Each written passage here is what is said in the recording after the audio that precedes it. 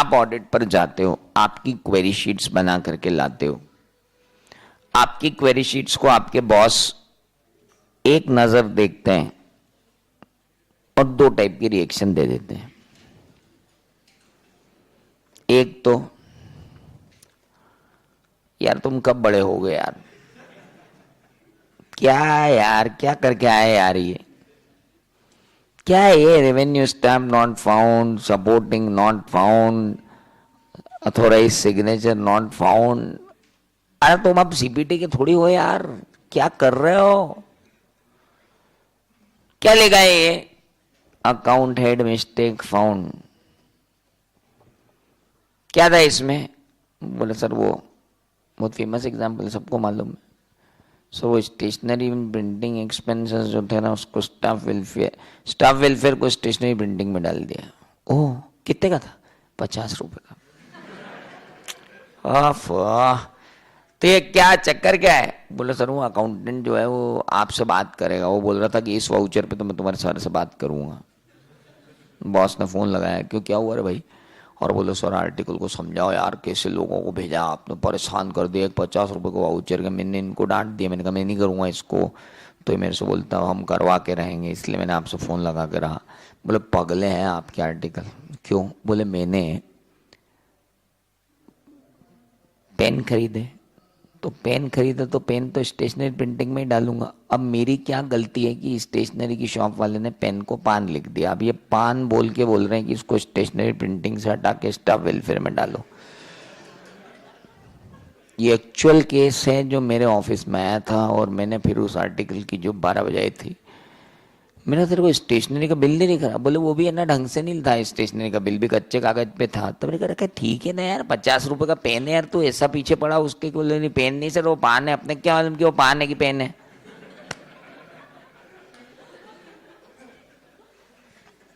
अब आप क्या करोगे ऐसे आर्टिकलों का? पर ये मेरे को पता कब चल रहा है, जब वो डॉक्यूमेंटेशन करके लाया। डॉक्यूमेंटेशन ही करेगा नहीं तो पता चलेगा ही नहीं कि उसकी डेप्थ क्या है।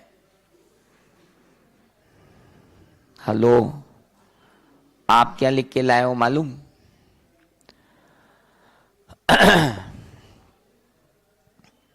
पर्टिकुलर क्वेरीज निकलती हैं परचेस वाउचर में। तब परचेसेस हुई हैं, material receive note not found, purchases में था ही नहीं हमारे।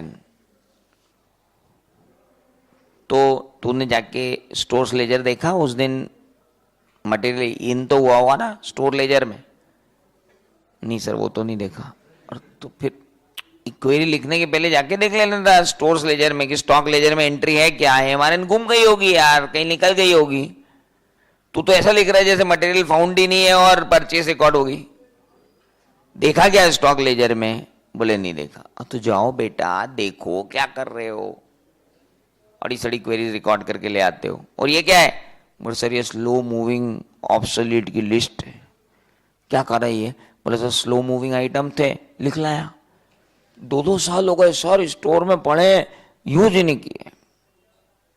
और वो जो स्टोर्स मैनेजर है वो हम पे हंस रहा था और हमको और बोला कि और लिख लो, ये भी है ये भी है ये भी है।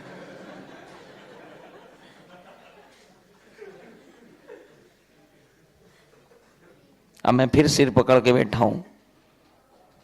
मैंने कहा उसने ये नहीं बताया कि ये इंश्योर्ड स्टॉक है।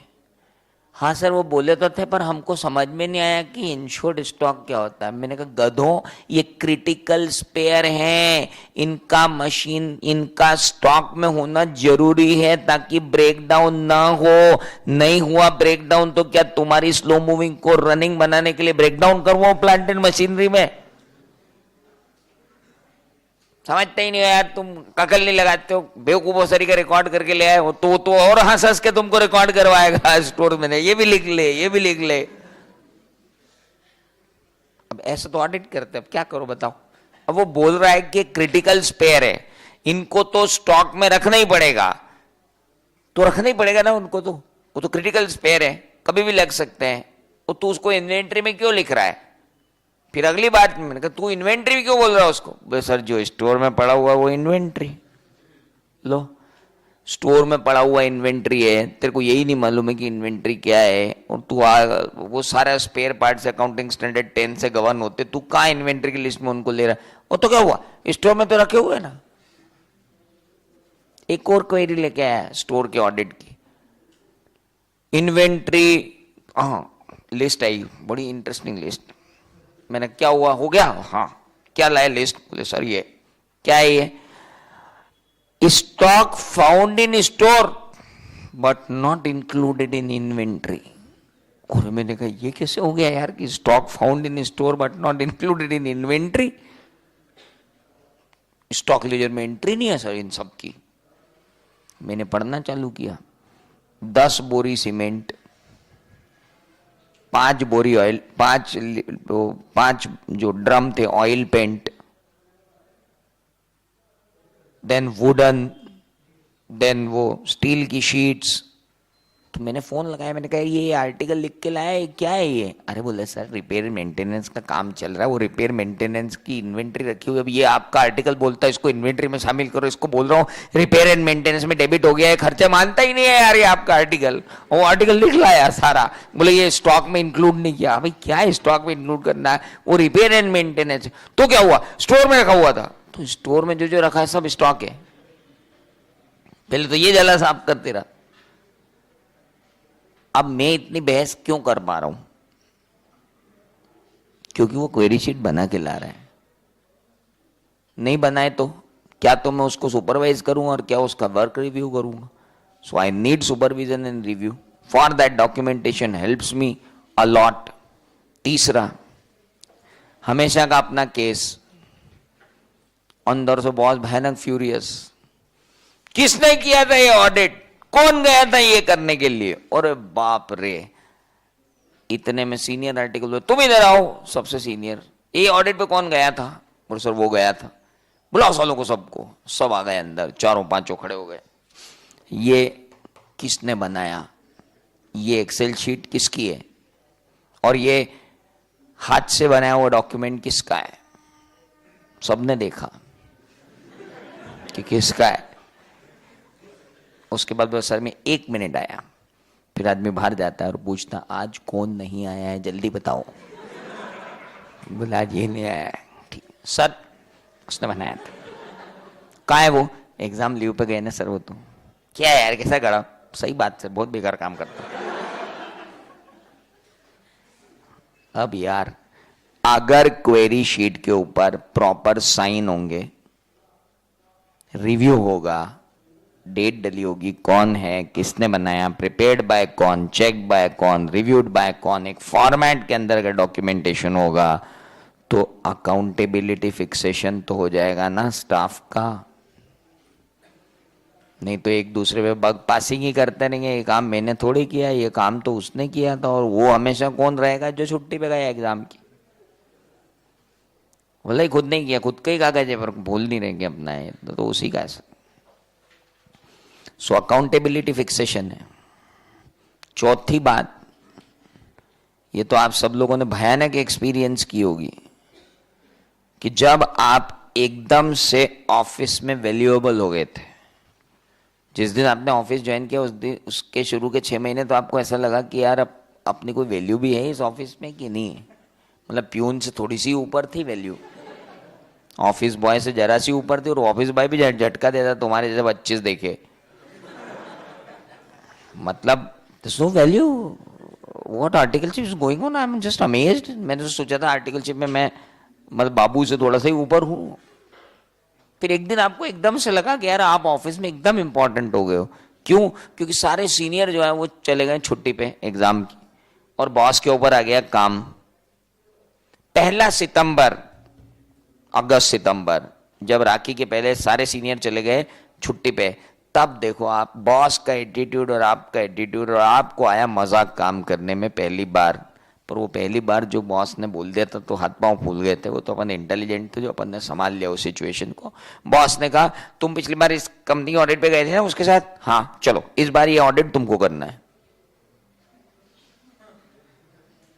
एक काम करो, इसका इनकम कंप्यूटेशन बना दो, इसकी बैलेंस शीट बना दो, इसका P&L बना दो, फटाफट जरा इसके P&L बैलेंस शीट और कंप्यूटेशन कंप्लीट करके लाओ।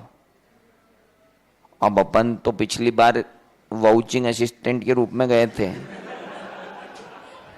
पेटी कैश वाउचर से ऊपर अपने को ऑडिट करने को मिला ही नहीं था।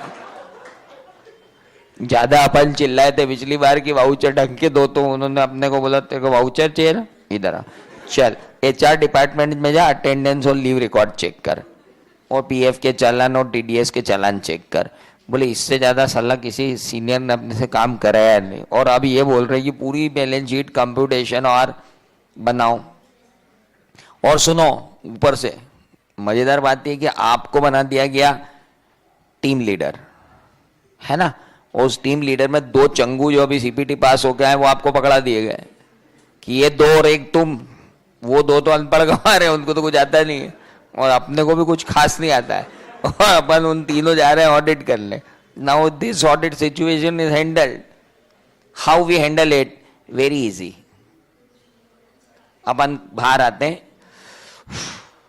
काम करना है, गुड, कंप्यूटर खोला,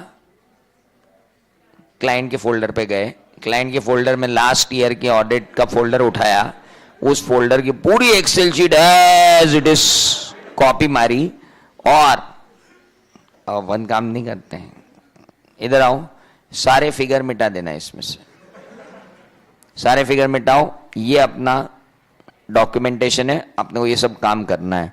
थोड़े दिन में जब आप उन एक्सेल शीट्स को देखते हो तो आपको समझ में आता है अपने जूनियर से क्या काम कराना है, और आपको ये भी समझ में आता है कि साला पिछले साल अपन ने किया क्या था। दैट इज वाई हमारा जो चौथा यूज है डॉक्यूमेंटेशन का, it is very important, and that is for future reference.